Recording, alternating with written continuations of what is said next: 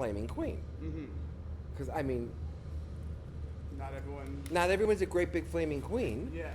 And not everyone's sensitive. That's how I see it. I don't think he has to be overtly queen-like or like you have to necessarily know right away. Like even the dialogue saying it, I think like isn't 100%. Like I mean, he just is. I mean, I know I don't come across masculine. I get that. Yeah. I don't come across, I don't think, like a major queen, but I'm somewhere in the middle. Okay. But I liked watching you do what you did. You were playing me. Yes, I was. And I liked it. Because it was just low key, yet I know you're gay. And I think the audience would know, well, obviously they're going to know you're gay. Yeah. I mean, but you don't have to be gay for them to know. No. You know. Yeah. And it makes me so happy that you said that because I got so nervous when you came out because I didn't want, it's a bizarre thing seeing someone imitate you or like. But you channeling, didn't. But I didn't. You didn't. I didn't. I That's just the kind point, of like I adopted guess. your traits, I feel like, and how I would be.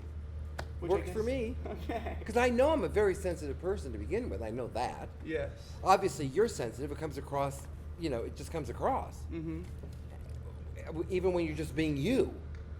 So, again, it worked. But if he wants you to be some flamer, well, I mean, he's not asking. Is he telling you that when you play me, Yes. you're going to be a big flaming queen? No. I'm talking about Bob. The Oh, character, the character Bob. The abstraction of me that for some reason isn't me, but like is me. I get it. I guess. There we go. There we go. Now how do I look? You look fabulous. You look fabulous. You better use that word a lot. Fabulous? Yeah. Is that a word of yours? Here it seems to be when it comes to sets and shit.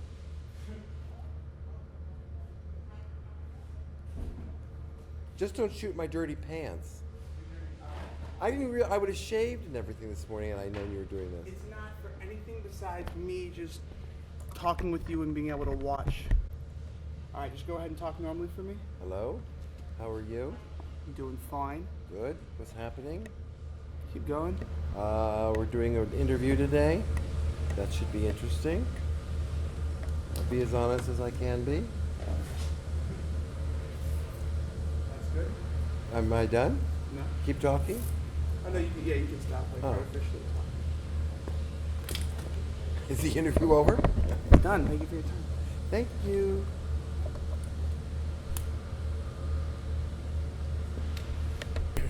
Check.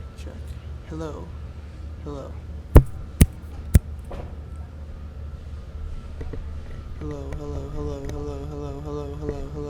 Woo. Hello. All right. Yes. Okay. I'm talking into this. Yes. Okay, speak into it. Hello, how are you? What are you doing? Keep going. We're having lunch on Monday, and by the way, what's his name? Julian. Julian is having lunch with us. Yes. 1:30, I think, and we're meeting, I think, in my office. I don't remember anything. 1:30. 1:30. You just can't be at lunch with Jason at that time. Yes, exactly. Somebody reminds me. Maybe How- Julie will call. And we'll laugh and hoot and holler and cry. Do I still need to talk? You're good now.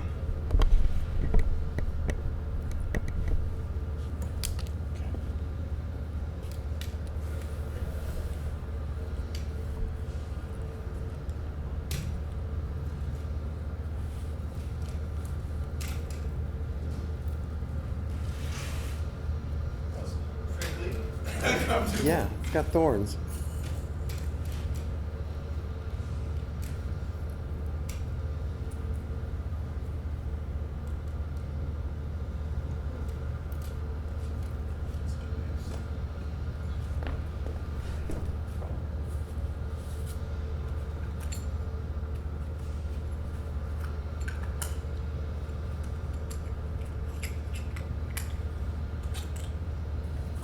There's a lot of money sitting here, huh? There's a lot of money sitting here. Although not these guys. Interestingly enough, my dad gave these to me. They're from his old film camera. They're Brooklyn, Where did your dad live? San Diego.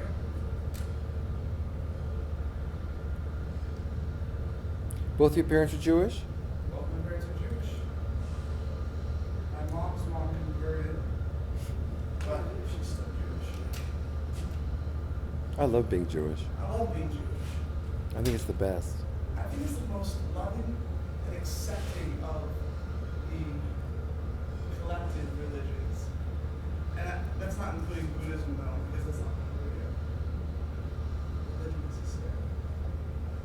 And it seems, I could be wrong, that other religions, a lot of them are based on Judaism, Yeah. which you don't find, I don't think, with other religions. They're all singular and The sun has moved.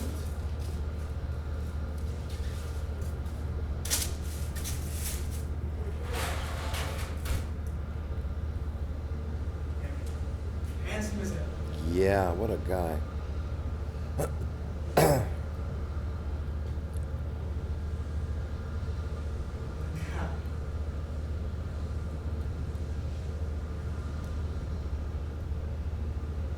Have you seen the Kenneth film?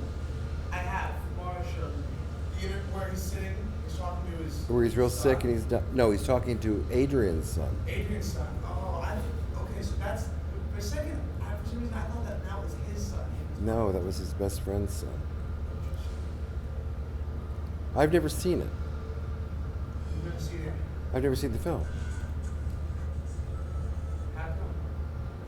I can't bring myself to do it. You know, to know somebody's dead and you're watching them alive is kind of, I don't know how I would react. Although Mara tells me I'm in it, but I said, well, then that has to be other segments done later on down the road because I wasn't there when he filmed that, so I don't know. So, what do you think about that? Like, why can't you see it? Like, just because. Well, you know, he's gone like 18 years. I mean, I know what he looks like, Yeah. and I know what he sounds like, and just to see, it's almost like just knowing he's gone and then watching that person be alive, even though I know he's on film. It's just, I don't know. Plus, I don't know what he's saying. I don't know what he's saying in the thing. I'm assuming he's talking to her son. If I recall correctly, I believe I was told by Adrian that he's just talking about life to her son, about what life could be, or correct me if I'm wrong, I don't know. No, yeah. I mean, I wouldn't want to like infringe on the beauty of seeing something like that for the first time without, like, I don't want to talk about it. I feel like with you, All right. because I think that's like something when you're ready to experience. I guess I'll see it at the performance. Oh, are they showing a clip of it? Well, I believe they're showing it either at the end or at some point during the play. I think he's putting up pictures of Kenneth and Don, I think, while the performance is, I'm not sure what he's doing. Yeah, I just told him, you know, because he keeps asking me stuff, and I keep saying, Jim, I have all the faith in the world in you. Just do what you're going to do. Yeah. You know, how bad could it be? You're good. He is good. Yeah, so. He uses crazy words in rehearsal. He what? He uses crazy words in rehearsal. Well, you know what I noticed, although his was the first I've been to, What? is when I went to the auditions. Mhm. It was wild to watch a kid get up there, whether it's my play or any play, it would have been the same thing. And say, okay, do your lines, or do your scene, and they do the scene, and some were good and some are not so good, but you know, you're watching it. And then he'll say, okay, now, and then he'll start asking questions. Okay, now what happened that made you want to tell that person that at that very moment? Well, he must have done it to you. He didn't do that to me. He He- did that in my audition. He what? He did that in my audition with my monologue. It's like, what are you discovering? Yeah. Okay, that's when I saw it. Oh, okay. And he would pull things out of them and make them understand things better, and then he'd say, okay, do it again. And the difference between the first time and the second time was unbelievable. Okay, so you know he. So I know he can relate to them and they relate to him. Yeah. So I get that, which I think is great. And it's the way he does it, which is very important. Mm-hmm. And he does a hell of a job. I thought he was great. I was telling Kevin, I think he's great. He's absolutely great. I love Jim. How long have you known? I've known Jim, well, 7 years. Is that when you started or you started? I started. He's been here, I think, 10 or 11 or 12. Yeah, he's been here a long time. I didn't know that. Yeah, and I've been here 7. That's unbelievable. And I was home watching television. I mean, I knew he did commercials and things like that. I'm home watching television one day, and all of a sudden, boom, Tooth fairy toothbrush? Oh, No. Insurance? no, for erections. Oh, really? Like, I don't know. What do you call that pill? Viagra? Viagra. He did a Viagra He commercial? did a Viagra commercial. Oh, Jim. So he's in the bathtub, and I looked at it. I said, "Oh my God, that's Jim." And so he's in the bathtub, and she's in the other bathtub or whatever, and they're doing the voiceover and all this kind of crap. So the next day, I came into school, and there was Jim in Foley in the hallway, sitting by himself. I love to kid with Jim anyway. So I saw him there. So I walked in. I went, Jim, I had no idea that you had erectile dysfunction. I said, why didn't you tell me? My right hand is a girl. And he broke up, and I broke up. We just laughed. I just love Jim. He's a good laugher, got a great personality. And I like Jim. Don't show him this tape. I'm not showing you anything. I'm kidding. I don't give a shit if you show him this tape. Okay, well, I mean, I'm not showing you anything. So you've made some like, good relationships at this school? I know everybody, and everybody knows me. In this department or in the school? In the school. Really? I know everybody. Like who? Well, because I like talking to people. I think that's fun. And, the other day I was having breakfast with Jason, and these two women pulled up, and they got out, and I just knew they were going bowling, because there's all these leagues over there. These two black women, and we started chatting, and I asked them about it, and oh yeah, by the time we were finished, I knew she was 80, she was 82, her husband died, and her boyfriend died. And, we just carried on. I just like to carry on with people. Don't you? I love it. It's my favorite thing. Yeah. And I'm a big people watcher. I could go to the airport and just sit there like this and just watch. Right? Because I think people are such a trip that I love to watch them. What is it about that, do you think? Is it... Well, it's learning. It's learning who people are. It's learning about yourself. It's learning about yourself. It's totally learning about yourself. Ooh, that's the best part about Yeah, it. yeah. Crazy moments Would about I it. have that reaction? Why did they have that reaction? And, stuff like that. And for me, I think it is like, do I have that reaction? For me, like, that's definitely a thought, but for me, I feel like I sometimes think I can only see my reactions. Like, I can only see what I exhibit. Like, I'll see like a crazy trait, but since I know I have whatever that is in me at some level, I kind of experience it. I agree with you halfway. Okay. Good. Halfway. Good. Because I feel that we don't see ourselves the way other people see us. And so because of that, we may portray what we think we are portraying or letting them see, and that we think that's us. And in some cases it is us, in some cases it isn't us. But I think fully you get from you can see it in the other person. They can see it in you. You only get half of it in yourself. It's just like when Don died, when we bought the house, we had the house. Don was interior designer, and he furnished the house. And like I was telling Jason, every day was Christmas. Every day a new piece, a new something was arriving. Every day, and expensive stuff because he would get things wholesale. He was a designer, so the house was absolutely exquisite. And then he died. He lived in that house for 2 years. Then he died. I made decent money when I lived there, but I didn't make the kind of money that he made. I mean, I just didn't. So as the years were going by, a sofa would get a stain. A piece of wallpaper would be coming down from the wall. The carpet needs cleaning. The this, the that. I did some of it, but I couldn't afford all. I certainly couldn't afford to reupholster the couches in the fabrics that he had chosen back then. So I just kind of had to let it go. But I had a friend who was also an interior designer who knew Don very well. In fact, Terry Terry introduced Oh, me yeah, to at Don, the bar. and he was an interior designer. And Terry never had a lover. Okay? So after Don died, he would come. I'd invite him to dinner. I'd invite several people for dinner. He'd come over and he'd walk in the door and he'd go, "Ooh, the wallpaper's coming down over there. Ooh, the couch has a stain." And he would pick out all the bad things in that, which drove me crazy because I couldn't fix them. I don't show them to me. I already know they're there, and I can't do anything about it. So shut the fuck up, okay? But he would do that all the time, but that's Terry. And so one day I was talking to a friend, and I said, "You know something?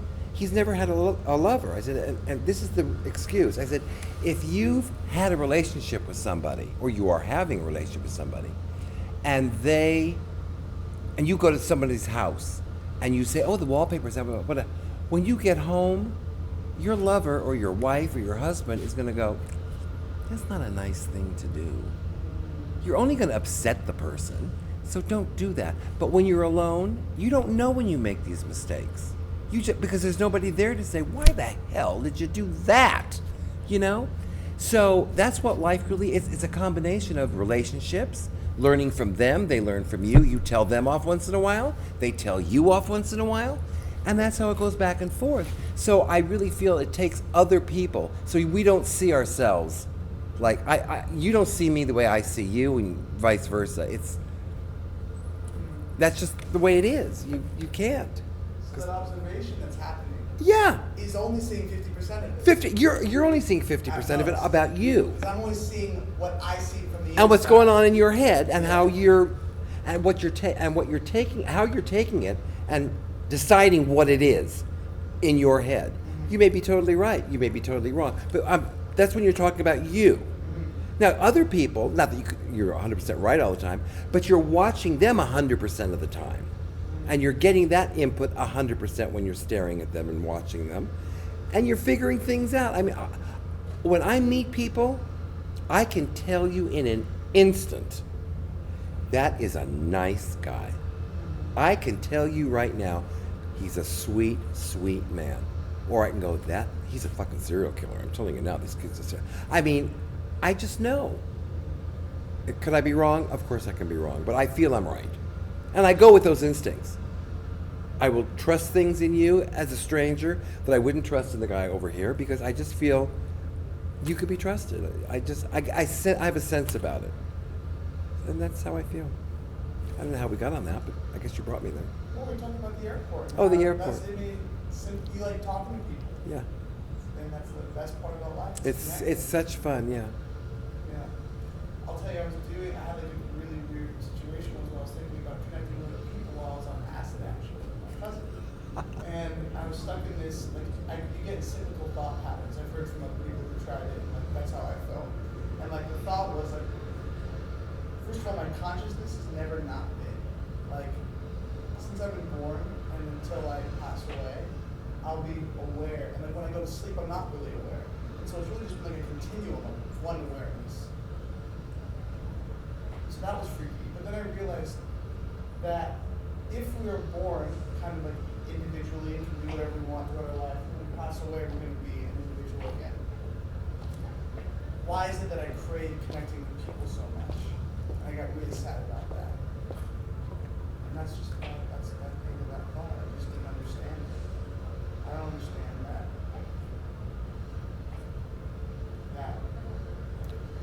It's all about connecting and letting go. Well, but who's to say that we don't connect when we pass away? Even more so. I mean, that's certainly a possibility.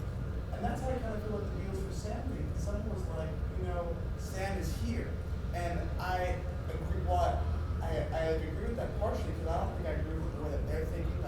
His awareness is watching in the way that we perceive it, but scientifically, his energy is dissipated from his body, and that energy is here. It is on Earth.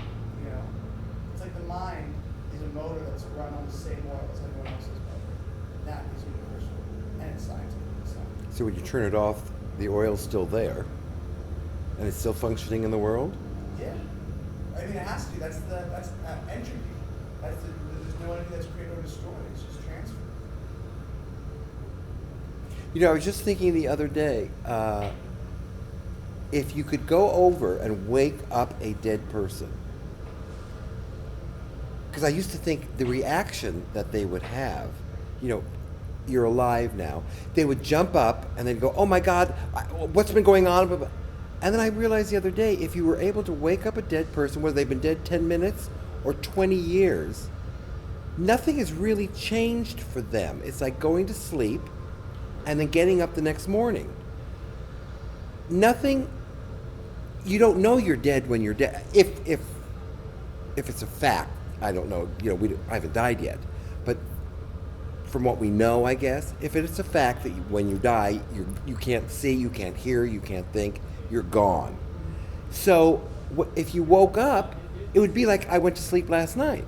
But now maybe 20 years has gone by, but I don't know that. Yes. I don't feel it. No. I'm just awake now. And now, you know, it's 20 years later. Okay. So that's all you'd get out of it, really, I think. And theoretically, your body would be preserved. Yeah. So it would be kind of like just yesterday. Just yesterday. I went to sleep last night. Mm-hmm. That's why I want to know how I died. I want to know how I When died. you die, you want to know. I want to know. I want to know if I'm dying of cancer. I want to know if I'm in the hospital, that when I go to bed that night, if that were a fact and I was in bed, if it was really happening. Well, not necessarily my deathbed, but very sick in the hospital. Every night that I was going to bed, I would say to myself, the date. This is October 23rd, 2013.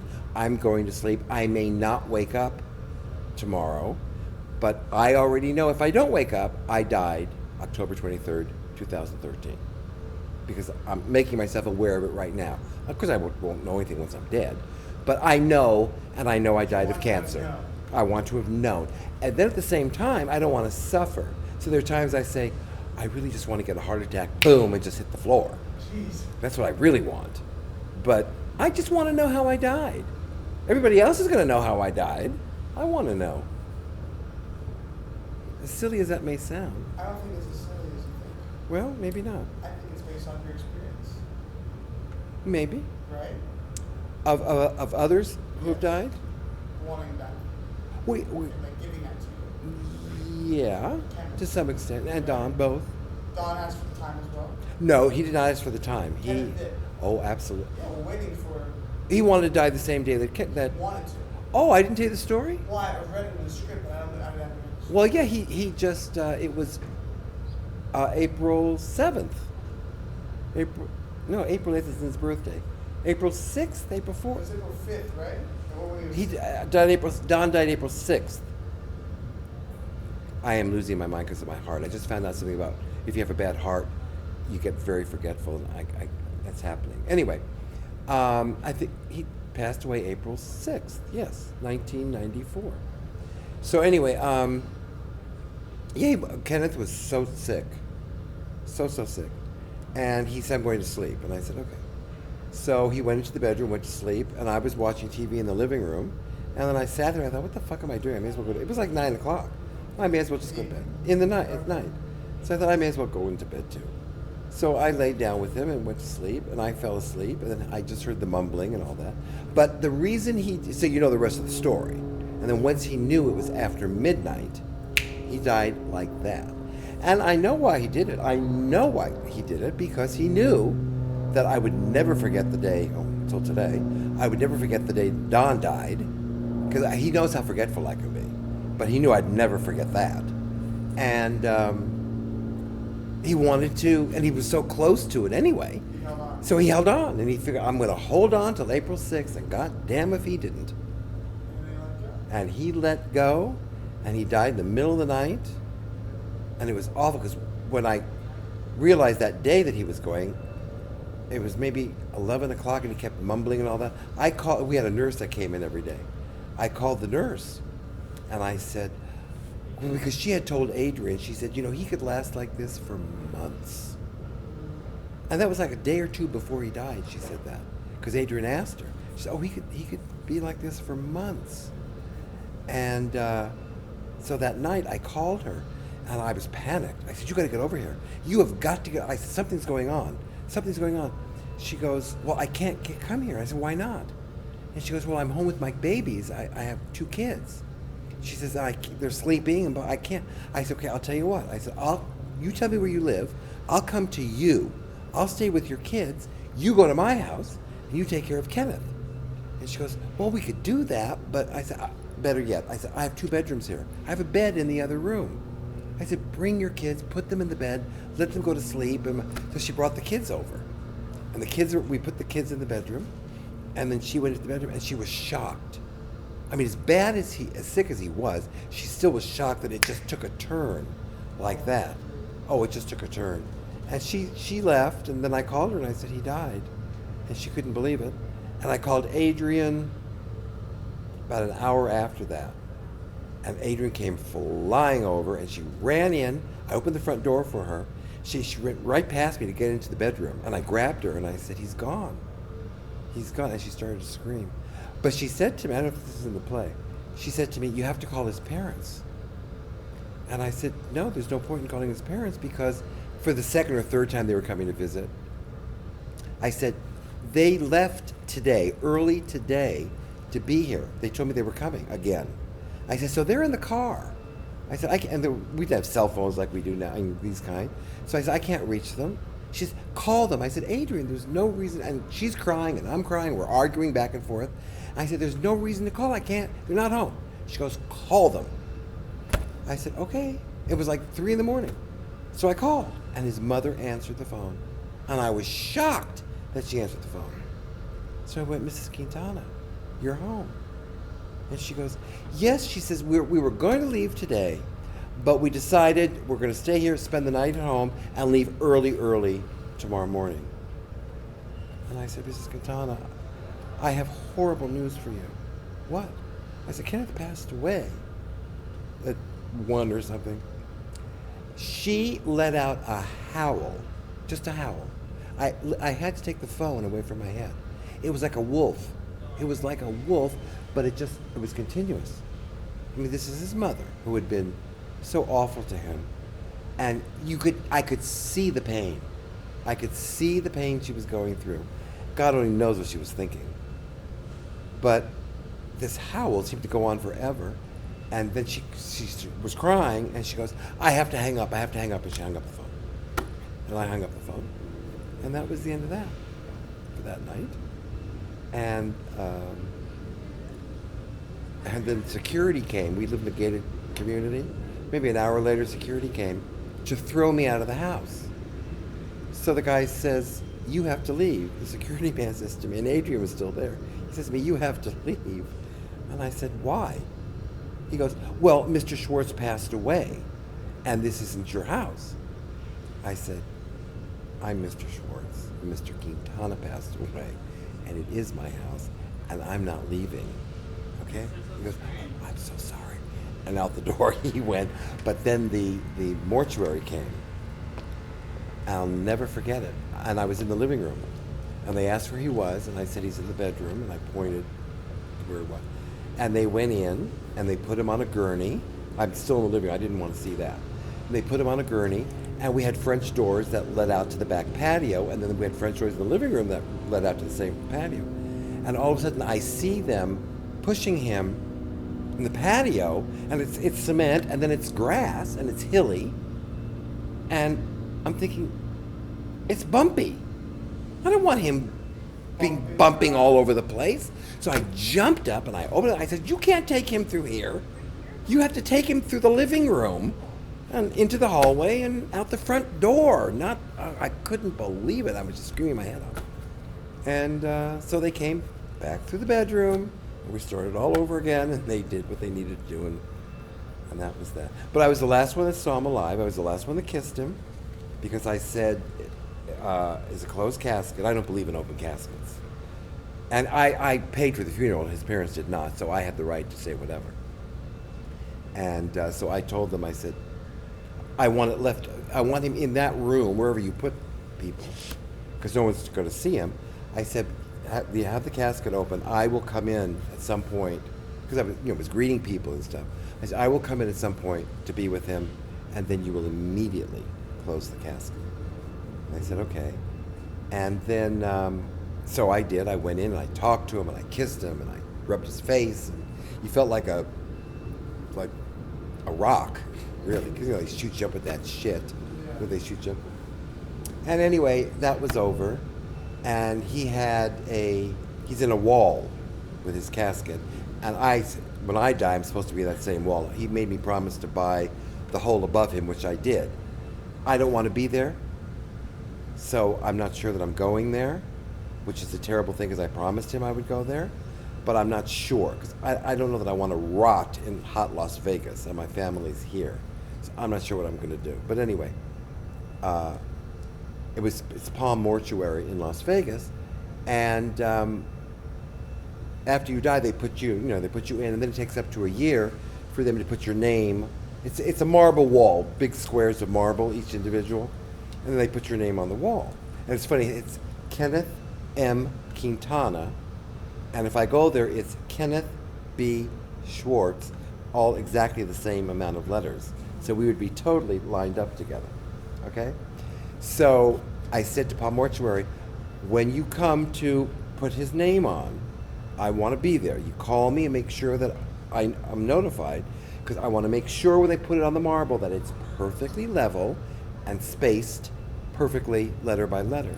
And they said, okay. Well, they never called. And somehow I found out that they were doing it. And I flew down to Palm Mortuary, and the guy's got it on there, and he's doing it wrong, as far as I'm concerned. Why did you do it wrong? But because it was tilted, and it wasn't badly. Anybody else in the world would have accepted it, but it had to be perfect for Kenneth. I just wanted it perfect. So we tore the letters off, and he and I are both measuring out, and we're doing this whole thing on the ground. But I looked up at the hole in the wall, because he had taken the marble. It's 4 screws that hold each piece of marble in place. And so he took off the marble, and he laid it on the ground. So I looked at the hole where Kenneth is, and I see a white plastic sheet there. So I walked over to it and I tapped it, and it was just a thin layer of plastic that they put on first. They put the casket in, they put the plastic on, they put the marble on. And I looked at it and I thought, I could come here one night, unscrew the marble, which takes 5 seconds, rip off the plastic, and take him home if I wanted to. I mean, I knew I'd never do that, but I just thought I could take him home. He's right there. He'd be so easy to get. I was stunned how easy it is to do that, but of course I never did that. Don, of course, is cremated, but that's it. I don't know what else about that story. I tell stories and I either lose the ending or I don't know what I do. Anyway, what else? What else? What do you want to know? There's so much to ask, but I guess just like, how do you feel about where you're at right now? I could not be in a better position than I am right now. I'm the luckiest. Well, first of all, I've always known I'm the luckiest person alive. Oh, I am, without question. I've always said I don't always get what I want, but I always get what I need. Always. Whether I get it myself, whether the family member gives it to me, whether a stranger gives it to me, I always get what I need. It amazes me how that happens time after time. Just when I'm in the middle of my deepest, what am I going to do? Somebody comes along, sometimes without me even asking, comes along and just lays it out for me. Somebody once told me in life, they said, you'll never fall in the water. You seem to jump from stone to stone to stone to stone. Nothing happens to you. You go from stone to stone. And when something does happen to me, whether it's illness or like my heart or whatever, nothing kills me. Nothing kills me. It kills everybody else, but it doesn't kill me. So I am the luckiest person alive. I really am. I have the best family. I have the best friends. And so today, I own my own business in Las Vegas. I didn't know that. Oh, yeah. Well, I met somebody when my sister got married in Las Vegas in 1976, I think it was. Went to the wedding in Vegas. I went out to a gay bar, and I met somebody. So we started seeing each other. He'd come to LA, I'd go to Vegas. Back when, well, then I talked him into moving down here. So he moved down here. He was a wallpaper hanger, and he moved down here, and we were together. We had an apartment in the valley, in the valley, and he was here a year, and he hated it. He hated it. He used to smoke a lot of pot, which was fine. I didn't, in my 20s I did, but then I stopped. I didn't care that he smoked pot. And after a year, he said, I got to go back to Vegas. I hate it here. Well, I didn't want to lose him. And I had a great job at KHJ Television in the scenic art department. Oh, that's what you were doing. Yeah, I didn't want to lose that either. But I loved him. So I said, well, I guess I'm going to quit my job and go to Las Vegas. So I quit my job and I went to Las Vegas, and we got there and we stayed. He had this girlfriend and another gay guy. This girl and guy lived in her house. Okay. And we were going to stay in their house until we settled and all that. So we got there. Well, within 5 minutes, the three of them absolutely ignored me. Completely ignored me. And they'd go, I didn't have a job. I just got there. So I don't have a job. I have nothing to do. I have a little bit of money, but not a great deal. And they're going to work. He picked right up again, with wallpaper. And they're all three going to work. And I'm sitting around during the day wondering why aren't these people talking to me? And then they'd come home, they'd go into the bedroom, and I realized what they were doing. They were doing drugs. But they were shooting up, is what they were doing. So they're shooting up and getting high, and I'm a basket case. You can't believe it. I can't believe I quit my job, I've moved to a strange city, and for him, and he's basically left me. But I'm in love. Okay, so I'm not about to ruffle his feathers, but I got so crazed, I thought, you know what, you need to see a psychiatrist. So I went to I found a therapist in the Yellow Pages, and I went to a therapist who could not be nicer. And I thought I'd be there for an hour, and then after the hour, I went I'll never forget, I went like that, and I went, oh, it's been an hour, I guess I should go. He goes, no, just sit there. We'll talk. We'll keep talking. He said, I'll just charge you for the hour. I said, okay. And he goes, why do you love this person? I mean, look what he's done to you. He's a drug addict. He brought you all the way out here. He had you quit your job. But I love him. I sound like a little 9-year-old girl, but I love him. Well, what do you love? Anyway, I left him, got in the car. I'm driving home to Sheldon and the other two, crying my eyes out. And I get to the house, and I open up the front door, and I walk in, and there is Sheldon laying on the sofa, completely passed out from drugs. And I looked at him, and like a light bulb went off. I thought, what the fuck are you carrying on about? You love him? Look at him. He's strung out. Get the hell out of here. So I got my shit. I checked into a hotel, and I was there in the hotel for about 2 weeks when I met Terry, and Terry could not have been sweeter. Oh, come stay with me. I promise I won't try anything. Just come stay with me, and we'll sleep in the same bed, but it's no big deal, and blah, blah, blah. So we've been friends for 1,000 years. But then he, of course, introduced me to Don. So he knew Don, I didn't. But that was, what brought me onto that? Well, you must have asked something. Does he have a business in Vegas? Oh, no, you were talking about out here. So I had the business in Vegas. But what is the business? Oh, I build custom furniture. I didn't know that. Yeah, I build custom furniture. Worked mostly for interior designers. And I built custom furniture for almost 25 years there. Do you still do that? I still build furniture. I do it here at LMU sometimes. I want to buy something from you. Oh, you are something else.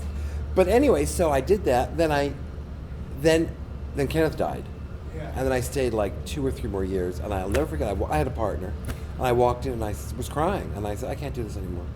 I can't go home by myself anymore. I can't come to work here with the pressures and all that. I got to get out of here. I got to get out of Las Vegas. I want to go back to LA where my family is and all that. I got to get out of here. And so I did. I moved back here. And my sister and brother-in-law inherited these 2 houses because I stayed with them. And they inherited these 2 houses in El Segundo. And I said, give me one or let me rent one or whatever. I'll sell my house in Las Vegas, and I'll remodel this house, the house you're going to let me stay in. I'll remodel it. So they did. So I lived there. I spent 2 years remodeling it and new windows and all that kind of bullshit. And then I had to get a job. But I put an ad in the paper for a roommate. And you don't know her, but this girl answered my ad, Renee Sykes. And she came in to see the house. And she pulled up in a truck, a little pickup truck. And she had real short hair. So I looked out the window and I said, she's a dyke. Because I put gay or straight, whatever, doesn't matter, whatever. Because I got a lot of horrible phone calls. You can't do that. You can't put gay or straight. I mean, people were like, oh, Jesus, what's going on here? You're not allowed to do that. That's being segregational or whatever. Who else is, it's anyone. It's anyone. I'm saying anyone's fine. Yeah, anyone's fine. But anyway, what I was hoping for was gay. That's why I put the gay. But I knew I couldn't just do gay. So gay or straight's fine. I'm hoping for a gay person. Why? Because just so they can understand you better? Well, yeah, birds of a feather. Okay. So, so when I looked at her, I thought to myself, oh, she's a dyke. This is great. Thank God. Thank God she's a dyke. Well, she wasn't a dyke. She was straight. But she comes in, which is fine. She comes in, and we start talking. And then she saw the house. She saw her bedroom and everything. And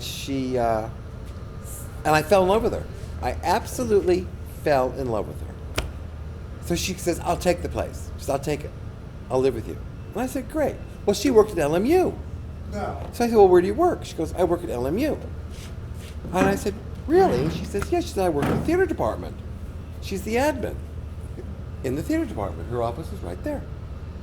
So I said, still here? no. Oh. So I said, you're kidding. So one day, she says to me, she told Ron about me because Ron wanted some cabinets built in the Foley lobby.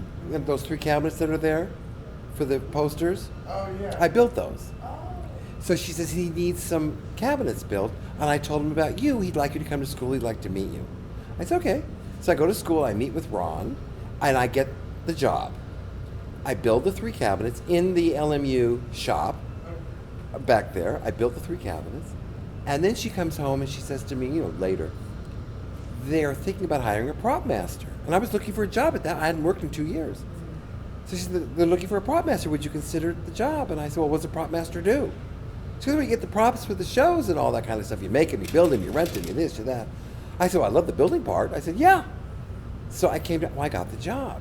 Wow. Well, Renee was here 2 weeks when I started, and she quit this department, and she went to the one-card department. She just wanted to switch departments. So she was there for like 2 or 3 years, and she lived with me for only a year. She told me, she said, I can only live with you for a year. I have a boyfriend. We're going to get married at some point. She said, so I'll be with you about a year. Well, she and I, for that year, were like husband and wife. We had dinner parties. We laughed. We watched television together. We never had one fight. We had the best time, but then she moved and she married Ray, which now she's back here because she's divorced him. And so I have not had a roommate since, which I'm going to get a roommate. You're trying to get one? Yeah, I'm going to finish the house finally, and I'm going to look for a roommate. Because I hate living alone. I really do. How come? Just going It's home? a bore. I mean, you sit there cooking for yourself, watching television. You don't hear a voice. You don't speak. And I hate it. You didn't know Gage. No, you didn't know Gage. He went to LMU. And I think a year before he graduated, he moved in with me. He needed a place to stay. So he moved in with me for a while. We did not get along, Gage and I. And then he left. He was an alcoholic. And they're just problems. He's a nice kid. He really is. But there were problems. And so that was that. Yeah, I'm going to look for a roommate. I think I want a girl. Renee and I got along so well. I think it was straight or gay, I don't care. But it's fun to watch TV and stuff together. And, Comment on it. yeah, and talk. I remember with Don and Kenneth both. We'd get into bed. To me, there's nothing better than getting into a bed with somebody that you love to watch TV. Forget sex for a moment, just to watch TV.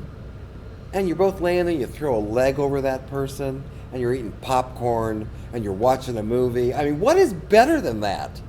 There's nothing better than that. No. And the warmth of their body, and you're not saying anything, you're just feeling them, and you're secure, and you know they're secure, and whatever's happening out in the world is just happening, and it's not happening here, and you're just having a great time. I could do that all day long.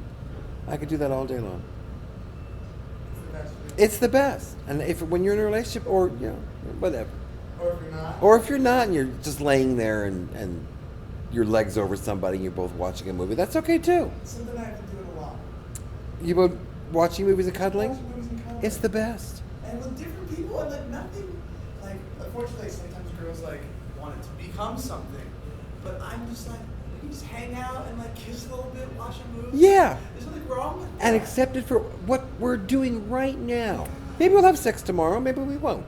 Right Yeah. now, this is what we're doing. Doesn't it feel good? Mm-hmm. Doesn't it feel good? This one girl couldn't understand why I wasn't making a move on her. She's like, you're coming over, you're sleeping over, you're watching movies with me, we're cuddling, and you don't, and you're not, and like there's nothing physical happening. I'm like, I just like spending time with you. I don't want to complicate it or ruin it, or it's like nice what it is. I don't need that. If I wanted that, I would have that, but I don't want that. Yeah. Yeah. Yeah, it's the best feeling cuddling with someone. There's a girl here named Lily Detweiler. Lily Drew, you know her? I mean, I've seen her. You've seen her. We dated in high school for years. We had drama last year.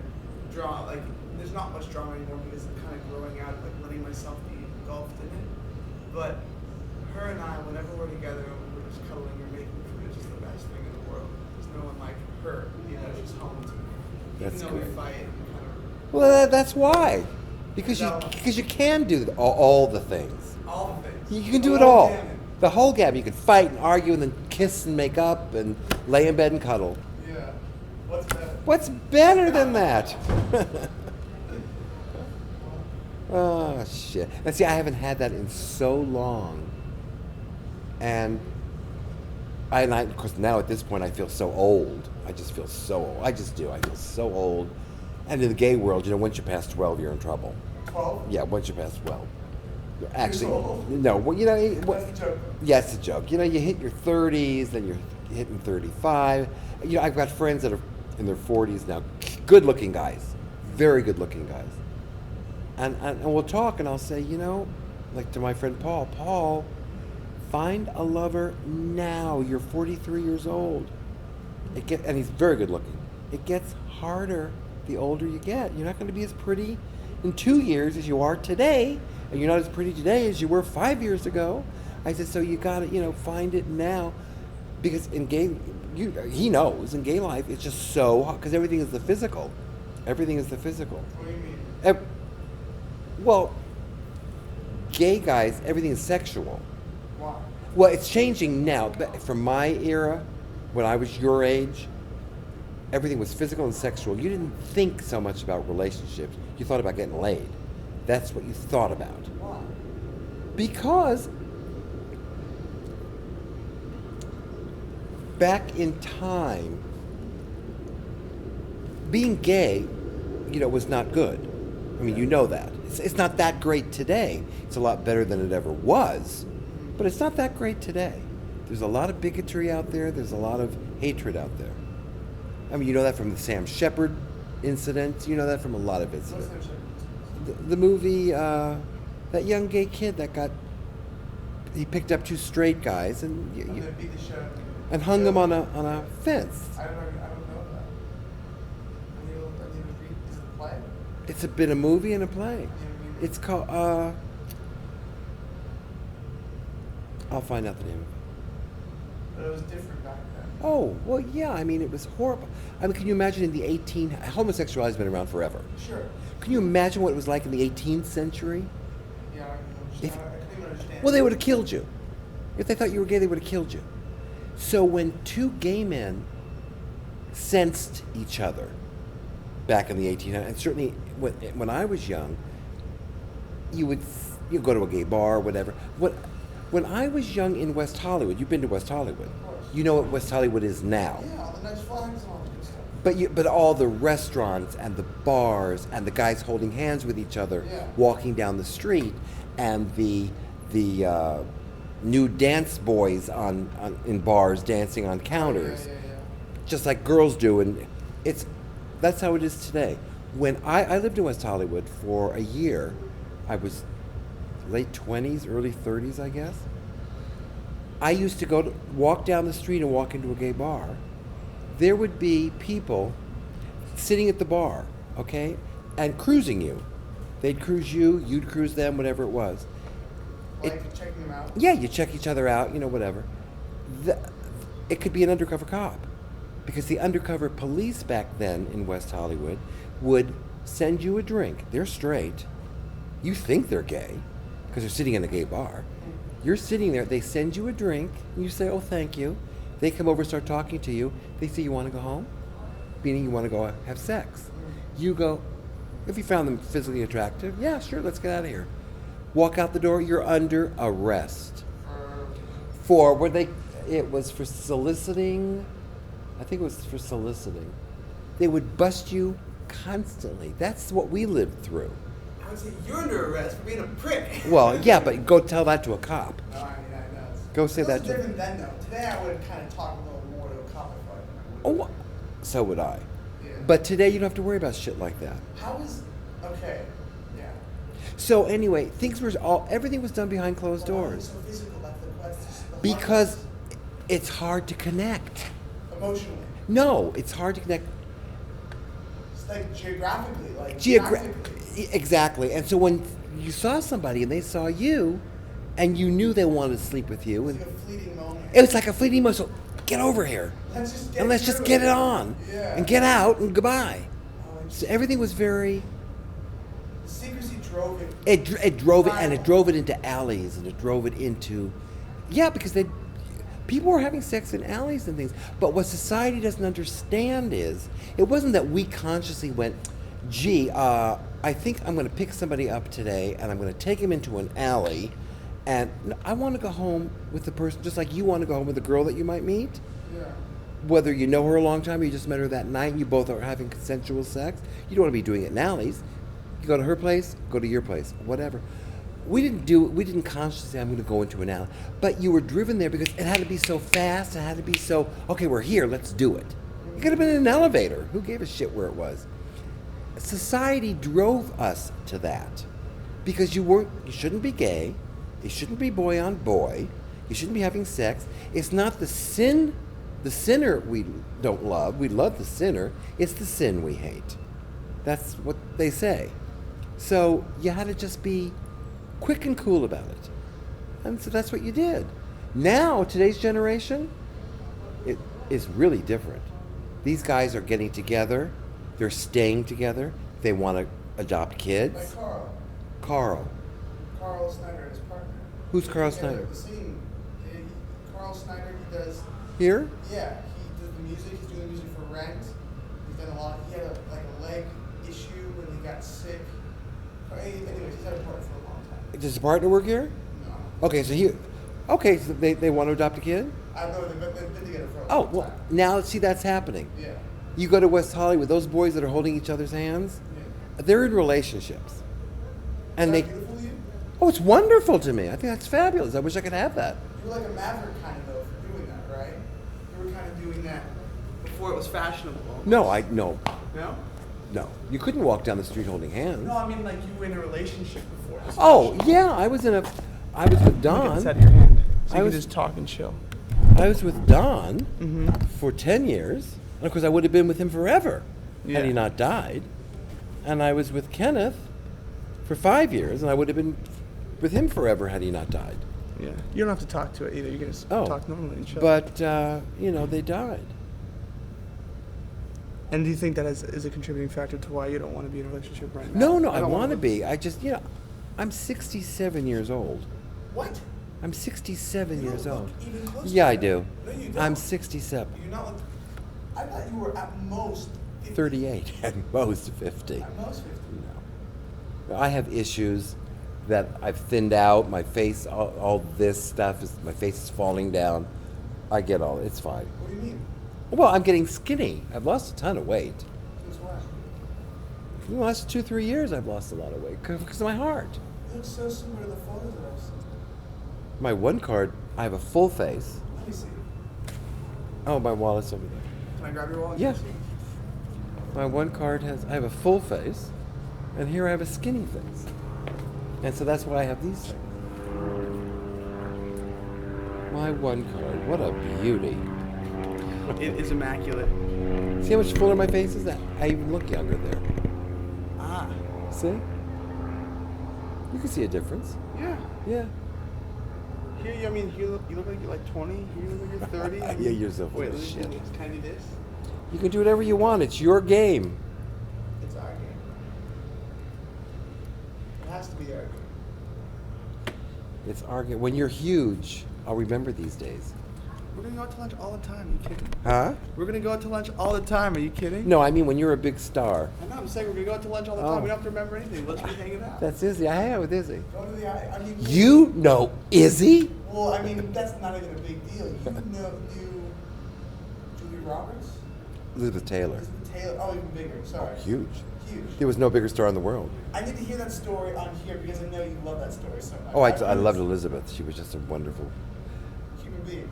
She was. I'm so fortunate to have known her, because you know all you ever hear about or read about are celebrities that are people you don't even want to be. You wouldn't want to know. Yeah. Because between their egos and their this and their that, you just go, oh my God, that is such a disgusting Despicable. person. Yeah. I wouldn't want to hang out with that person for anything. But having known Elizabeth Taylor, who is so not like that. I mean, the Antithesis. heart of gold, would do anything for anybody, did plenty for me, and just a wonderful human being. We were driving down the street. I had picked her up once to take her to my cousin's house for a party, and we were driving down the street on Sunset, and I didn't notice it because I'm driving. All of a sudden, she yelled, "Stop!" Elizabeth yelled, "Stop!" And I turned, looked at her, and I stopped the car. She saw a lady on the street over there fall down, and she was ready to jump out of the car and run over there and help this woman. And when she saw other people run to the woman and help her, so she realized, you know, how much people have to be there. Yeah. So she's, oh, okay, keep going. So we kept going. And, but I will tell you a story that I'd love to tell. After she died, it was invitation only to her memorial. Mm-hmm. And I got an invitation. So it was held. I was in her will. But that's how you got the invitation, or like, did she? How does that work? Like, she made plans. Well, she had family. Oh, okay. And I guess they, you know, because I used to go to her house for parties all the time. They knew me. I know her whole family. Oh, wow. So they, you know, sent invitations out. And I got an invitation. And it was held at, was it Sony Studios? One of the studios. I can't remember which one.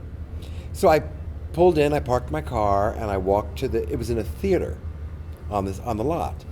So and when you walked up to the theater, it was like going to the movies. It was like Elizabeth Taylor thing, and then posters of all of her movies, you know, in the glass cages and all that. It was amazing. And then you walk in, there was a lobby and all this. Then you walk into the theater. It's regular theater seats, and you sit down. And it was hosted by Elton John, and I can't think of the other actor's name. You've seen him a million times. He's a big actor. Young guy. Dark hair. Good looking. I can't think of his name. Like Brad Pitt or something like that? It wasn't Brad Pitt, but it was, I can't think of his name. They would go back and forth hosting it. So you're watching this, so that when it first started, one of her grandsons came out with a trumpet. He played trumpet. And he says, I'm going to play Elizabeth, my grandmother's, I'm going to play my grandmother's favorite song. And it was Amazing Grace. And that was her favorite. That was her favorite song. So he played it on the trumpet. It was horrifying, but it was so beautiful to watch. The kid couldn't play the trumpet worth his shit. But anyway, we're watching this thing, and I'm there with my cousin Carrie, who introduced me to Elizabeth. And it's so funny, we're sitting there, and he's with his wife, Carrie, and I'm sitting next to him, and he turns to me and he goes, did you ever think you'd be at Elizabeth Taylor's memorial? Did you ever think that? I said, not in a million years. I never knew I would meet her. But anyway, so they did the memorial, and you're watching them. Well, then all of a sudden, a screen came down, and on comes the director that directed her in Who's Afraid of Virginia Woolf. Have you ever seen Who's Afraid of Virginia Woolf? Nobody's bought the play. I'm gonna do it. But you have to see her in it. She's, I mean, everybody talks about it from the day she made it. yeah. She was 35 years old. She was 35 years old. They fattened her up with, a costume. She gained a lot of weight by eating, and she played the part, and she was fabulous. Well, anyway, at the end of that movie, the director is telling you this story. At the end of that movie, the last scene they had to do, they had shot the whole movie. The last scene they had to do was, the scene is the two of them, Richard Burton and Elizabeth Taylor, are in their living room discussing their son, who doesn't even exist, but they're discussing their son. This is the game they always played, but now they're being very serious. And they're discussing this. Well, okay, so Elizabeth, the day of the shoot, goes up to the director and he's telling you this, goes up to the director and says, I'm really concerned about something. And he said, what is it? She goes, well, when we shoot that scene, she says, I want to cry. She said, but I'm not sure if I can. So he says, Elizabeth, I know how wonderful you are. If you cry, you cry. If you don't cry, you don't cry. It's totally up to you. Don't worry about it. You do whatever you want to do. And she said, okay. So now they're getting ready to shoot the scene. I don't know how they do it. Blah, blah, blah, blah, roll, whatever they say. They roll, and they start doing the scene. And the director is telling you, from way up at the top, you hear one of the grips or somebody. He fell asleep, and he's starting to snore. And he said, and I'm the director, and I'm hearing this guy snoring, but it's a low snore. He said, so I don't, okay. He said, but I know it's going to get louder and louder, and if it does, it's going to travel and go into their mics. He said, I'm really concerned. And he's shooting the scene. Well, it's getting louder and louder and louder until he knew it was getting into their mics. And he said, so I stood up and I said, cut.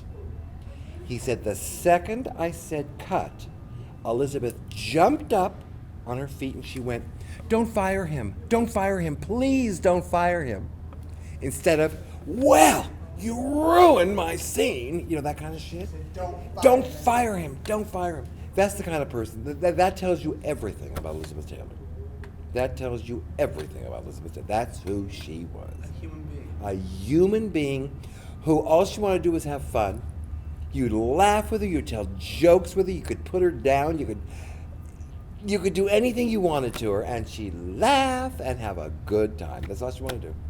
And that's what we all did for like 13 years. We were on her private jet flying places. We were going all. Michael Jackson came to, he came to her house.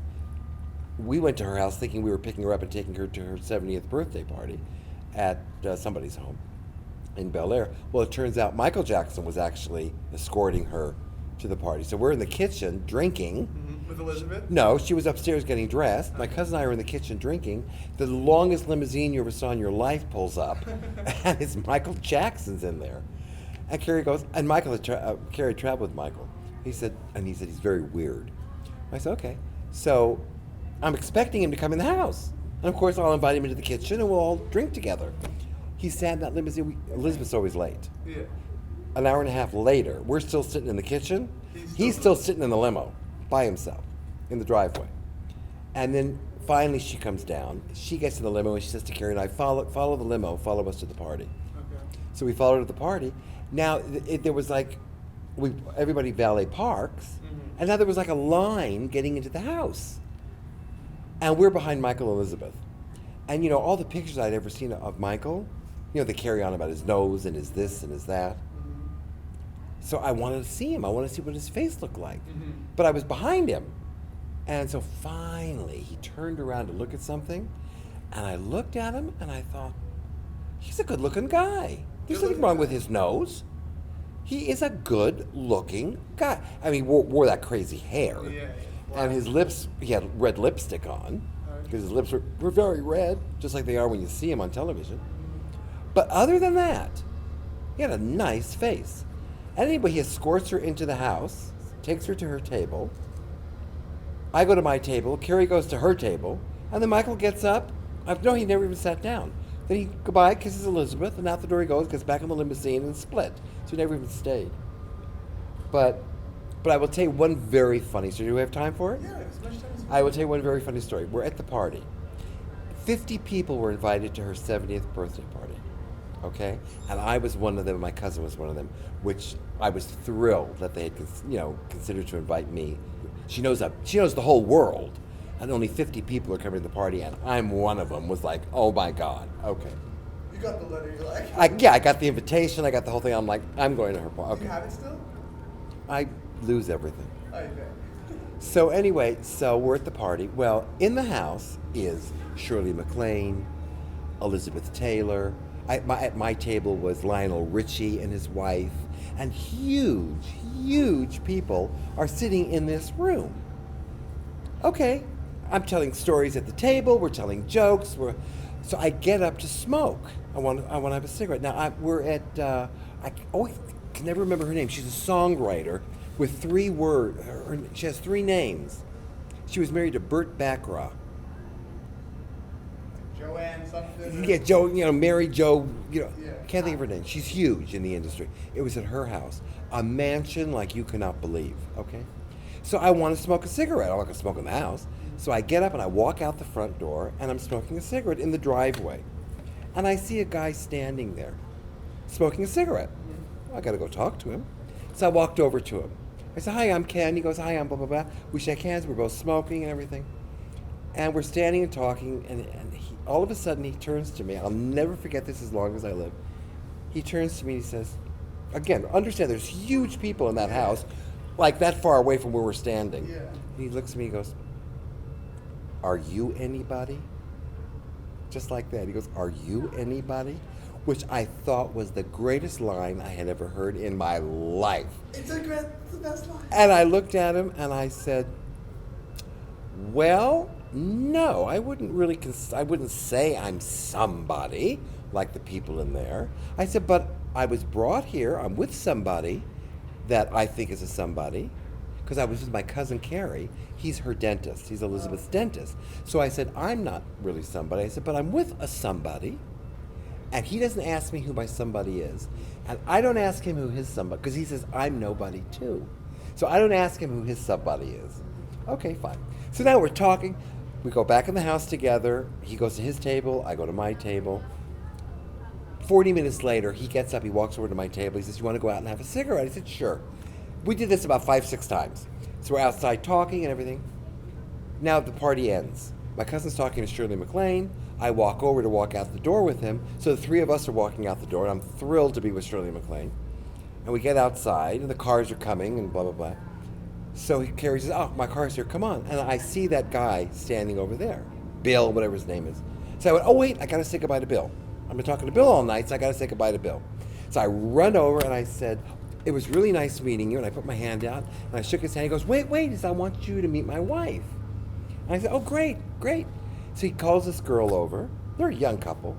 Calls this girl over. He goes, so Maria, I would like you to meet Kenny.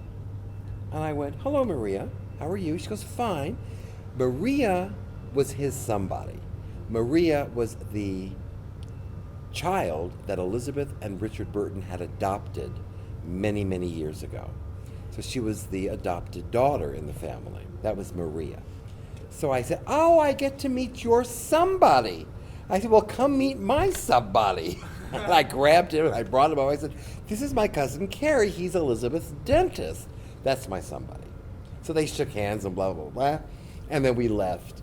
But I think about that line all the time. Are you anybody?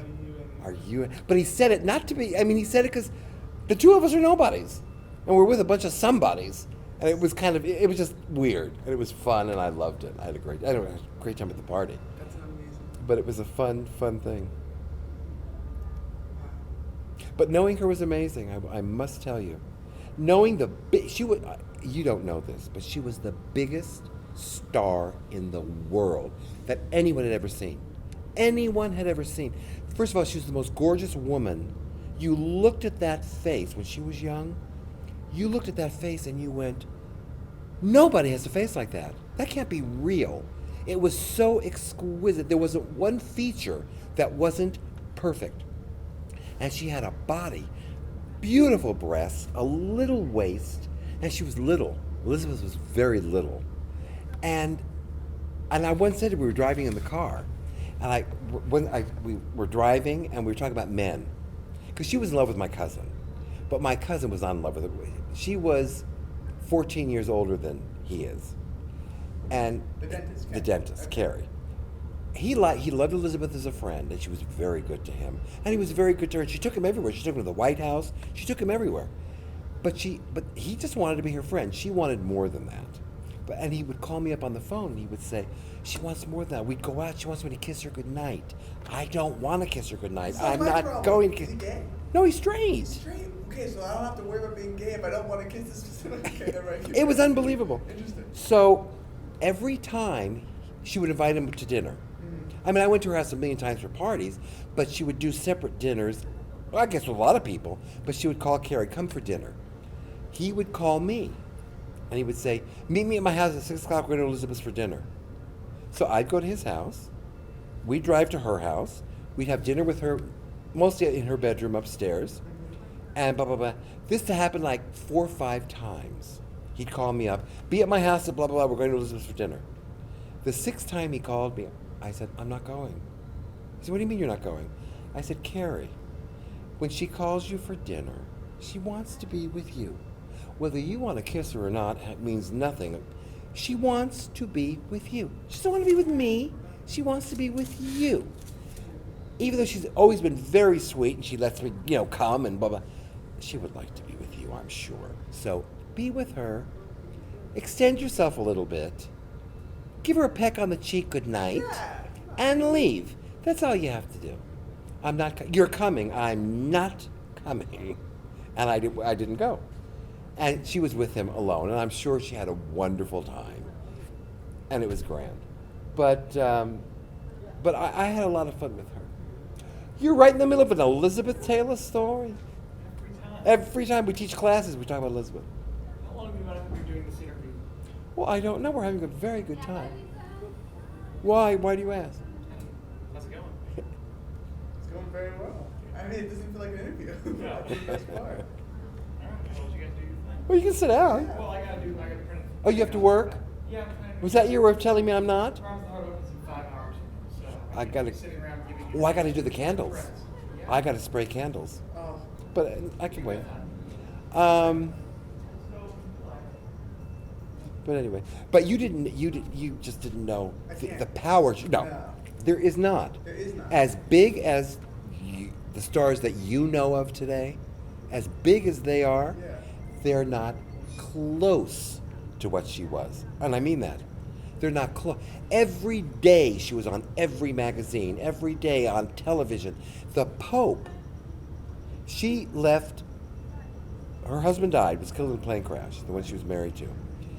She was very good friend. You've heard of Debbie Reynolds. She and Debbie Reynolds were very good friends.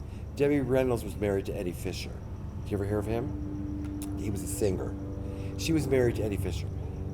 He would go over to, after Mike Todd died, Eddie would go over to Elizabeth Taylor's to console her. Well, they ended up having an affair. So Debbie's husband is having an affair with Elizabeth Taylor.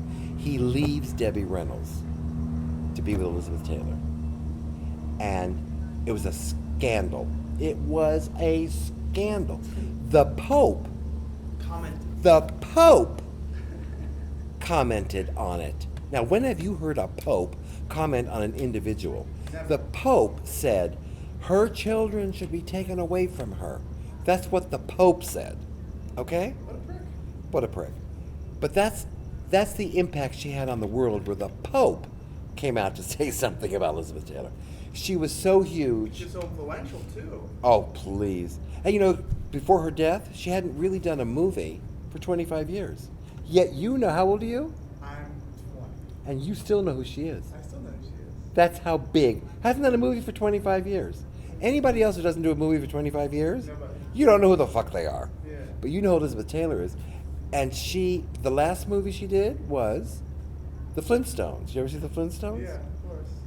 Did you see her in it? Oh, I must have seen her. You in must it. have seen it. She looked. She was in her 50s, I think. She looked absolutely gorgeous. She made $250,000 for that scene. Oh, one scene. She's in it, I think, once or twice. Oh, is she like the? Is she evil? She's not evil. She doesn't get along with her daughter's husband. Yeah, Barney Rubble. Barney. She does not Barney. Or not Barney, the main guy, Fred Flintstone. Yeah, she doesn't like Fred Flintstone. And so so the scene is, it's her daughter, her, and Fred, and she's putting him down, and she's telling him how disappointed she is in him, but in a comedic kind of way because it's a comedy kind of movie. Yeah, yeah. And that's her scene. She got $250,000 for that scene, and she gave it to AIDS. Done. Done. Here's your check. Give that money to AIDS. She's given so much money to AIDS because she's huge on AIDS. Yeah, her husband. I thought, or didn't Keeley interview? What's her affiliation with? She started the Elizabeth Taylor Foundation for AIDS. Yes, but why is it again that she's so affiliated? Well, first of all, Rock Hudson. You know who Rock Hudson is? Yes. And he was a huge star. Yes. Nobody knew he was gay in Hollywood. They knew he was gay, but the public didn't know he was gay, and he got AIDS. Was she friends with him? Oh, they were best Best friends. friends, okay, because I remember Keeley was playing Elizabeth Taylor. Yes. And I was trying to figure out the affiliation. Yes, she was best friends with Rock Hudson. She, of course, knew he was gay. They did Giant together, the movie Giant and all that. A wonderful movie. So she knew he was gay. And he got AIDS. Well, you couldn't hide it anymore. So everybody found out, A, he's got AIDS, and B, he's gay. And and everybody said it's a gay disease. Only gays were dying of AIDS at the moment. Until that kid. Ryan White. Ryan White. That he started opening up people's eyes. And Rock Hudson, being the big star that he was, even though he was gay, people were realizing it could happen to anybody. If it happened to a huge Hollywood star, it could happen to me. So that's the awareness that people started to perceive. And she started her foundation, and she was collecting money. And she said in her interviews, every big star she went to, every dinner party she went to and discussed it, they wanted nothing to do with it. Oh, it's a gay thing, it's a this, it's a that. They wanted nothing to do with it. And she was getting madder and madder and madder. And she once told me, I was in the car with her, and she says to me, I went to Frank Sinatra. You know who Frank Sinatra is? I went to Frank Sinatra, she said, and I was telling him about my foundation, and that I wanted him to give me a check. I wanted money for the foundation, and he refused, she said. And he said to me, I'm not giving money to those fags. And she looked at him and she said, Frank, who do you think dresses you for the stage? Who do you think makes you up to look handsome? Who do you think makes you look fabulous to walk out there and sing? All those fags. They take care of you. And you call them fags, and you don't want to give them, you don't want to help this cause? She said, I never spoke to him again, she said. I walked out of there and never spoke to him Power. again. Principled woman. Totally. Totally. I got a heart attack, and I was in Kaiser on Sunset. My telephone rang. I had known Elizabeth for 1 year. I had known her for 1 year, which really meant, I didn't have that much access to her, so it meant that I'd been to her house or been out with her in that year 4 or 5 times. Okay? Now I'm in a hospital bed. My telephone rings. I pick up the phone. It's Elizabeth. Hi, Kenny. How are you doing? I said, fine. I said, it wasn't a major heart attack. I said, but they tell me I had a heart attack. She goes, I'm sending you to Betty Ford. I said, what? She goes, I'm sending you to Betty Ford. I said, Betty Ford? Why are you sending me to Betty Ford? I think you need to go to Betty Ford. You've had a heart attack. I think you need to go to Betty Ford. And I didn't get the connection. You know what Betty Ford is? Oh, you don't? Well, you know who Betty Ford is. Or, I'm assuming with the last name, she's related to that dynasty. She's the president's wife. Gerald Ford was our president. Oh. When she was in the White House with Gerald Ford, she was an alcoholic. Okay. In the White House. Okay.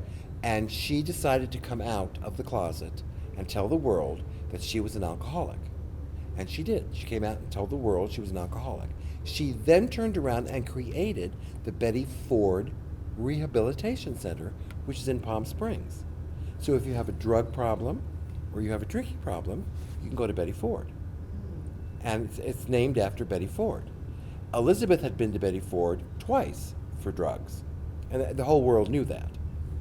So she calls me, she says she's sending me to Betty Ford, and I don't get the connection. Betty Ford is a rehab place. So I said to her, I said, I'm not going. Well, to make a long story short, I realized why she was thinking that way. Because when I would go to her house for parties, she always had bartenders all over the place. I got drunk. I got fucking drunk every goddamn time I went, because that's what you do at parties. I don't drink at night, I don't drink by myself, but at parties I drink.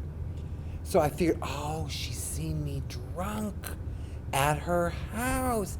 She thinks I'm an alcoholic, and that's why I got a heart attack. And she wants to send me to Betty Ford. I called her back. I said, Elizabeth, I'm not an alcoholic. You're going to Betty Ford. Well, that was 26 days back then. I don't know what it is now. You go for 26 days. So I said, well, that's a nice vacation for 26 days. I'll go. She paid for it. She wrote a check, and I saw that check, $16,300.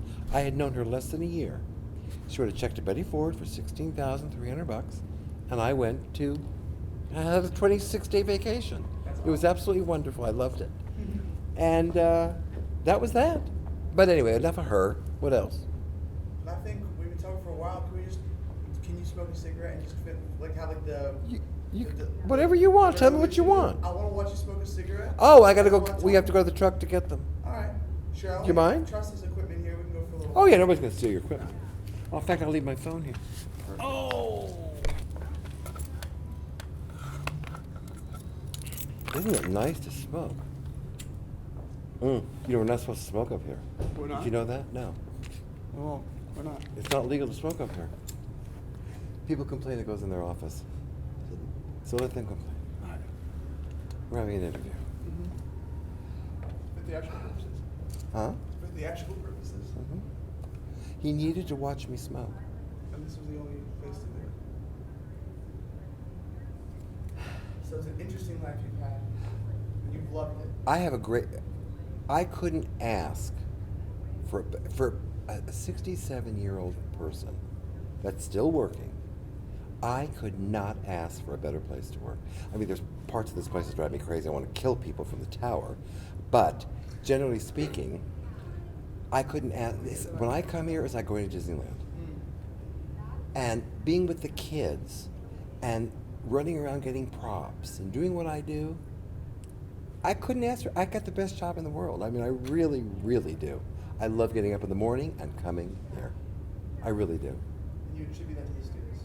Huh? You attribute that to the students? The environment, the students, the people like Mara, people like you, all those people that you talk to and you run into and you see and you say hi to and all that. That doesn't happen everywhere. That does not happen in everyone's job, but it happens here. And then you grab coffee with people, you go have lunch with people, you go back to your office. I mean, it's all contained, and it's wonderful here. It's absolutely wonderful here. I love it. It makes me want to teach here. That would be wonderful if you ever did.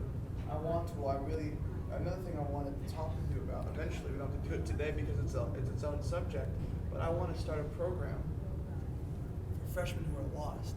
It's a year-long class, and it would mix mind, body, and spirit, essentially, and it'd be based off unity, like we're talking like the gas. It'd be based off the fact that, listen, we're all around the same gas. The gas is everywhere, and that's something to consider in everything we do. And why is that so? And so it'd be interdisciplinary and wanting to get kids from every single different department or every different field of interest to be involved with it. And it would be project-based, and it would be 30 minutes of a lecture or 15 minutes of a lecture while you're doing yoga, like a calming, so your body's active while you're learning the topic. Then you have an hour of a project, and it's based off whatever that teacher who's coming to teach you that project is. So you'd come in and you do a thing on design or whatever you love to do, and everyone would learn that, and we'd do a little mini project, and everyone's working across the table. And at the end of it, at the end of the year, based off whatever your personal affinity is for, whatever you're into, you give a final project in that way. If you're a dance major, you can communicate it that way. If you're fine arts, you can do drawings. If you're film, you do that. If you have a film kid, a theater kid, and a sound kid, you can do a movie together. And That's it's right. all about reaching across the table and collaborating. That sounds wonderful. And you get every single, you'd have like a chemistry section, you'd have a physics section, you'd have every single section. So people can get every scope of things like, wow, I really love physics, but I love music. Perfect, let's get you to do acoustic physics, and so you can go design like music halls, and let's have you do that with your life. Because the problem with this shit is that kids are doing stuff that their parents want them to do. And there's nothing 100% wrong with that, but they get lost and they get into a really depressed track because there's a cognitive dissonance between who they are and how they're acting. And so if you can align both their brains, their left brain, which is looking into the future practically in the past, and their right brain, which is just in the present, and you have someone who's doing something that they're good at and what they love to do, and you find the healthy median, I think you're gonna have a happy, more loving society, and the world's gonna fix itself. Amen. Amen. We're so close, our generation's gonna tip the iceberg. I can believe that. I know it. Your generation may change. Well, it probably will change. I'm just not sure if it's going to be for the better or for the worse. Well, that's the best I'm part not about, sure. That's the best part about the edge. The best part about a traumatic emotional experience is that it provides an environment for vast change in life. You walking in on Chandler, sorry, the guy who shot up in the Chip, whatever. No. It's on the tape. I can't believe this. See, this is my. Well, he came This is to my heart. the West Coast, and he lived with you for He a lived year. with- He lived with you for a year, and you guys moved back together. And he Sheldon. Sheldon, that's all you have to do. That's the exercise. That's an exercise you can do. I do it all the time. I forget shit all the time. I forget everything. I also have gone to a cardiologist multiple times because I feel weird things in my chest sometimes, and it's like you have the heart of a fucking horse, but I feel stuff, and I'm like, is it like, anyway, this is besides the point. The point is, you can walk yourself through that shit because I do. Really? Yeah. How do you do that? Who am I thinking of? Fuck, what's their name? Okay, they live with me, and you go details. It's Uta Hagen stuff. It's the inner object. Actors use it. I can't cry and get emotional. I can't think my sister Sammy, I would love her more than anything. I can't think she's dead and cry. But if I think about my mom at the funeral, and I think about my grandparents and how they react, Well- I instantly get an emotional reaction though. Because it's the details. That's why Stanislavski said it's in the details. So in the details, you get the name back. What's his name? Sheldon. Sheldon. And so Sheldon, that moment of walking in was an emotional experience. You remember it? Probably was. I don't know. Maybe not. Maybe it wasn't so emotional. But the whole thing of going to the psychologist and then going back to him, that was something. But see, I'd never forget Don's name. I would never forget Kenneth's name. Those are why? Because cognitive psychology says emotional experiences paint our memory.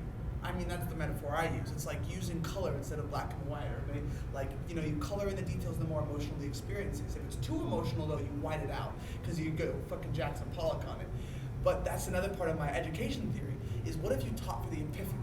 Because an emotional experience is more remembered. Fucking deadpan lectures by all these stupid fucking tenured teachers, like, I don't want to listen to you. Like, go do some research away from students. Stop infecting us with boredom, because if I'm paying you, you better be inspiring me to do what your field of study is, not only for my benefit, but for your benefit. Because if you're not loving what you're doing, I feel so bad for you, and I don't even want you to be here. But if we talk for the epiphany, and if I could teach you what someone was trying to achieve, and then how they went about achieving it in your own brain, you would figure out what they achieved, and you would have an epiphany, and it would be ingrained in your mind, and you never forget it. And that's what I want to have the basis of. Talk to the school. I'm going to, but that's a documentary I'm doing for my chemistry, for a cosmology class. This teacher, Alessandro Dorado, he's an Italian professor, a doctor, who's a chemist and does stuff out of school, but he loves teaching. He's going to help me write what's pretty much going to be like a scientific procedure for the documentary. So it's like, what's the goal? How am I going to do it? What are the outliers? I'm then going to go to an ethics teacher I'm also going to interview. And I'm going to say, here's my argument. How do I make it sound? How do I refute all, like ethically and morally, how can I refute all? Oh no, that always Oh, that always. Yeah, they do it on purpose. Oh, do they? So, okay, fire So if you safety. drop it, it's a fire safety issue. Okay. So yeah. They just recently put that shit in. So when we're smoking all the bad shit, now we're really smoking bad shit. Good. I don't want it to be safe. What's the point if it's safe? That's why James Bond's so dangerous, you know? it's shaken, not stirred, because if you shake it, it increases the carcinogens in the martini, like the vermouth or something. Really? He said, man of danger. That's why he's shaken, not stirred. Unbelievable. Unbelievable. I didn't know those things. I didn't know those things either, but sometimes they pop up. They're part of life. Oh, I love it. It's the best part of life. So what else do you want to talk about? Well, I don't know. We don't have to force it. We don't have to talk about anything else. We can be done. We can get first cigarettes and go by our day until next time. Well, I got to get to the shop and Perfect. finish some of the props. All right. So What time is it? It's 3:21. A couple more minutes. When these are done, Okay. we're done. Okay. So that's about it.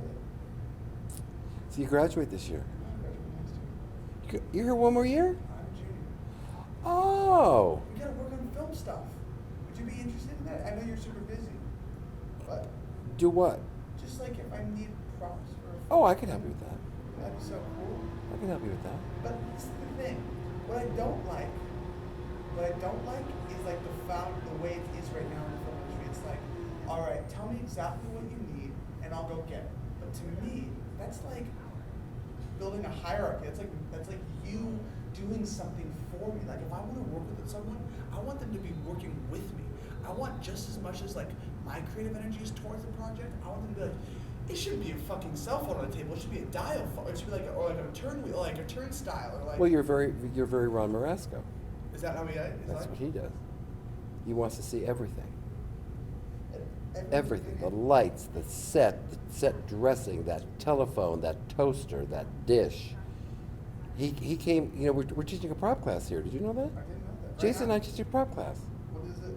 What's the base? Like, what's the? Well, there's set dressing, set props, and hand props in theater. And we're teaching the difference between the three. And we're doing projects, like one girl and I are making fake candy. Another girl and I, That would last that would last forever. Because you can't sometimes have candy on the set because the lights melt it and blah, blah, blah. So there's fake candy. Yeah, we're making it now. It's in the shop. An inkwell. We're teaching how to build things, in other words, is what we're teaching. And then we're just teaching the technical side of prop making or prop procuring or whatever you want to call it. So we're teaching that class. And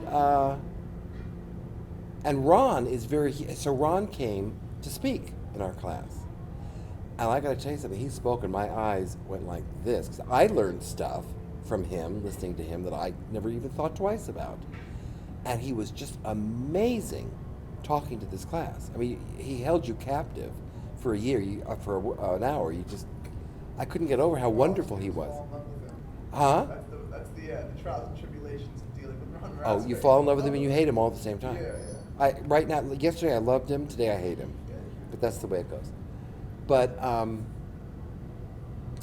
yeah, he just explained things about props that I never thought about. Such as? He was saying, you have to understand when you're doing props, you have to relate it to when they say I want a lighter for Izzy, and Izzy's playing Kenny. Go get Izzy/Kenny a lighter. I could run to the store and pick this up. Yeah, and then you're fired because. Well, forget all that. But I mean, I could pick this up, and he would say, Kenny would never have a lighter like That's what I'm this. saying, you're fired because it has to be his lighter. It's got to be what Kenny would actually have, and Kenny would never have this lighter. You have to relate it to the character. You have to think, would Kenny have this lighter? And you got to research it or talk to Kenny or, whatever, and find out. Figure it out. And I never thought about those things. And then he said to the class, okay, I'm doing Crimes of the Heart. He said, I want you all to go downstairs to the prop room and get anything that you think Crimes of the Heart could use, whether it's a set piece, a hand prop, whatever you think would fit into that play. So they all went downstairs, and they all brought back something. And he looked at that and said, that would never in a million years work for anything in Crimes of the Heart. This, however, would work. No, I'm just using another. This would work in crime. Why would it work? And he explained, well, it's the texture of the wallet, it's the color, it's the fact that it has all these cards in it, and blah blah blah blah. And and I looked at him, and I'm watching him, I'm going, oh, that makes all the sense in the world. All the sense in the world. All the sense in the world. And then he did a still life during the class. Somebody brought envelopes from downstairs, old letters. And he said that would work so beautifully in Crimes of the Heart. And he took these, they were all wrapped in a rubber band, about that thick. He took the letters, he put them next to a flower pot that would work in that period in Mississippi in Crimes of the Heart. He laid it over there, then he took this and laid it here, and he said, as a still life for this show, I would take a picture of that, and that would work for Crimes of the Heart. And then he explained, the letters show back then people wrote letters, and they looked like this. The envelopes looked like this, with the name over here, and it was old. People wrote to each other back then. They didn't email each other or text each other. So these letters work beautifully for that. The vase, this is a vase that if you go to Mississippi right now, you'll see in everybody's house. Everybody has this vase with that flower. I mean, and he related, and it was amazing to listen to. It was absolutely amazing to listen. He really does know a lot. Drives me crazy in other areas, but he knows a lot. And so there's a lot to be learned in props. There's a lot to be learned in stage managing. Jason teaches a stage managing class. And there's a lot to be learned. And fortunately, you're at the right school for that. And maybe next year you should take stage managing. I have to fill it out. I need to fill out my education. I don't think in 4 years I think I want to get a job here somehow, just so I can get free undergrad and then keep taking classes that I need to take, kind of paint, because 4 years isn't enough. That's another thing though about the education thing, is that I eventually see a school where there's no degree, not only because we wouldn't be accredited because our methods are going to be unconventional and not fit their rubric or whatever, but because we don't want to even pretend like you've achieved a quantitative amount of knowledge in this time here. I mean, the theater program, as far as getting a degree, I personally think it's ridiculous because I want to be told what this degree means. I feel like a degree for the theater department should be you have an agent, you have a reel, you have a filled out resume. I couldn't agree more. You have quantitative things for this quantitative degree. If you're going to tell me there's a quantitative thing, I'm going to have, that's what it should be. For the film department, I should have 3 diverse films. And all my classes should be working towards refining those, and my classmates, and there should be cohorts, and I should be reaching across the out of the theater department, reaching across the out of the music department, reaching across wherever I need to be pulling the proper tools and making a good lion community. It's so silly, but that's what it should be, if that's what you want to be. But for my school, you're going to come as you please. There's going to be no grades. There's not going to be you're not going to achieve anything. You're going to go from a more of a general class to more specific, and eventually to a one-on-one with a mastership. That's really the only way to do it, but not at a linear pace. You're not going to go to the next level until you're really ready, and you're going to know, and I'm going to know, and we're all going to know. It's going to be case by case. That's wonderful. That's what it should be. That's what it should be. But it's not going to be an institution like this. I think that class that I was telling you about is the start of it. I need to do a pilot program for that. Maybe that'll be, I could go talk to Dean Alexander, but what can I do to because it's either it's gonna reside in theater or it's gonna reside in the honors program, because they have kind of this free thing. That sounds great. Anyway, soldier, I gotta get to the Yeah, I know. props. I gotta go work at this carnival down there, so thank you so much for your time. Thank you so much. You need help with stuff? No, I got it all. Are you sure? Positive. Want a cigarette? I'll take a cigarette. I'm sure I can find a lighter out in the universe. Thank You have a so light? much. I have the lighter. You have the matches? I don't. The matches are right there. Where? Keep them. They're in your left hand. Right hand. The other right hand. Yeah, the other the left right- hand. The other right hand. That's what I do. My sister's doesn't understand left hand. She's telling me like this, and so it's the other right hand. Isn't That's that- funny. It's gorgeous. She's the best person. How old is she? She's 18. And you're close as can be. Closest can be. That's what a sister is. I have a sister who would crawl through glass for me. Yeah. She'd crawl through glass for me. That's what it's like. That's what makes it. Yeah. I miss you sometimes. And that's what makes a Jewish family. That's what makes it Jewish. Not even religion, culture. It's the food. Ron talks about for hours. We're gonna do something. It's the brain. Do you think it's the brain? It's the Or is it brain. the soul? Both. It's definitely. But it's a lot is the brain. Jews, whether it's from what they've been through, I don't know, but they know things innately.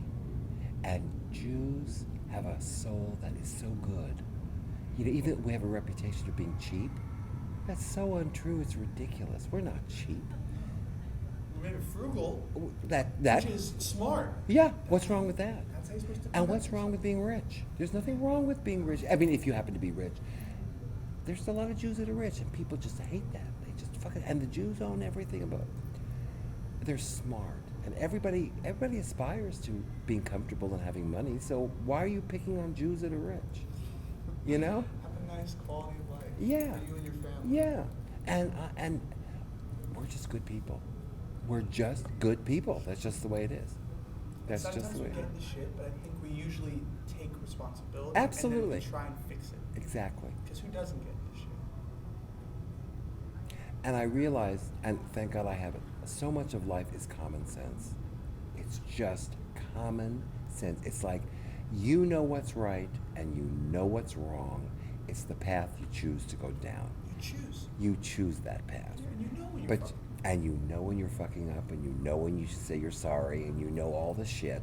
Nobody has to tell you. It's just a question of whether you choose to go down that path, if you choose to apologize for the wrong you did, whatever it is. It's all up to you, and you're smart enough to know it all. But most people are that way. Most people know right from wrong. It's just you fall into a bad thing sometimes. Everybody does. All right. I hate to eat and run. No. But I would have love to to. make a habit of this. If we We'll can make a habit of it. Please. Okay? All right. Have a good day. Good luck You with the too. candles. All right, Hissy. Bye. Bye bye.